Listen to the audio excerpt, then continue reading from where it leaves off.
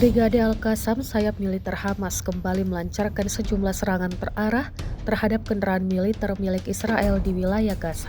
Serangan ini dilakukan dengan mengandalkan unit penembak jitu yang menyasar kendaraan lapis baja dan transportasi militer Ukraina.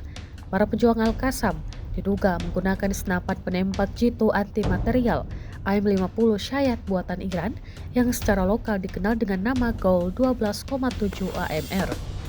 Senjata ini dikenal mampu menembus lapisan baja dan digunakan untuk menghancurkan target bernilai tinggi dari jarak jauh. Dalam rekaman video yang diunggah ke Telegram, Rabu 9 Juli 2025, terlihat detik-detik pelaksanaan serangan.